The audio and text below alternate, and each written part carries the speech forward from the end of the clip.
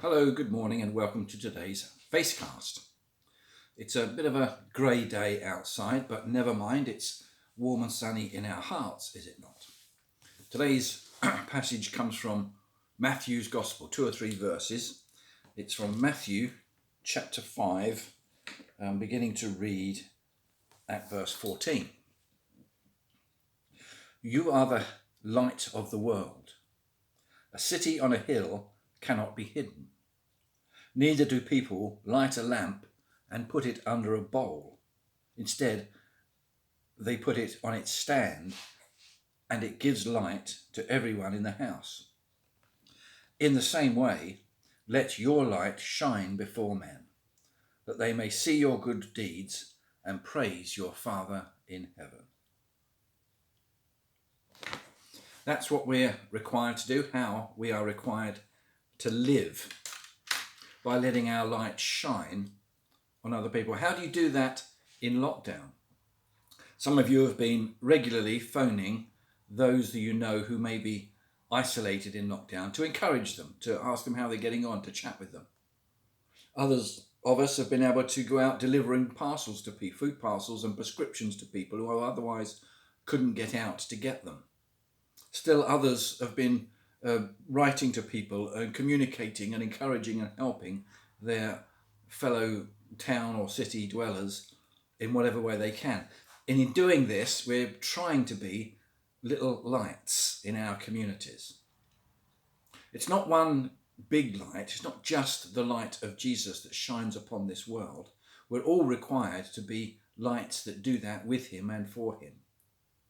There's a children's song that we sometimes sing in church, "This little light of mine, I'm going to let it shine." And those words should be spoken of all of us, children and adults alike. We are one little light on our own, but we can shine a light on other people. Perhaps you haven't yet engaged in the rest of your community. Perhaps you haven't shone a light on others. No time to lose now. Today, you could be out there saying to someone, you know what, how have you been getting on during lockdown? Is there anything you need? Anything I can help you with? Oh, well, I could do with a bit of shopping, or I haven't been out the house for so many weeks. A drive in the car would be lovely. Anything like that could really help somebody out. And it's a way of shining that light of care and compassion upon those around us. I'm sure you will be able to think of other ways, other things that you are doing to shine the light of Jesus. But we're all required to do it. It's what being witnesses are all about. It's not just telling people about Jesus, which is difficult enough sometimes. It's showing how Jesus would be and repeating the kind of acts of compassion and care and commitment that he would show, just in ordinary simple ways sometimes, just by turning up at somebody's house and saying, how are you getting on? Can I help in any way? Do you need the rubbish put out on a certain weekday? Do you need milk brought in? What is it that you need? I've got some spare time. Can I help you?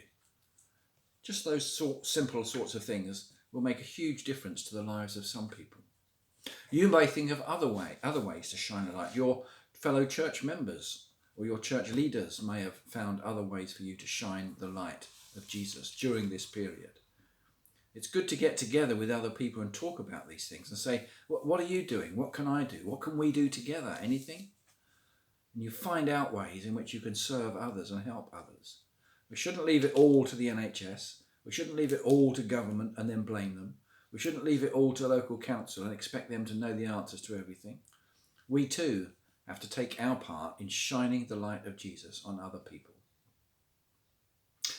Have a day of thinking, praying about how you might do that more or better in the future, and then see what you can put into action for next week. Have a good day. Bye now.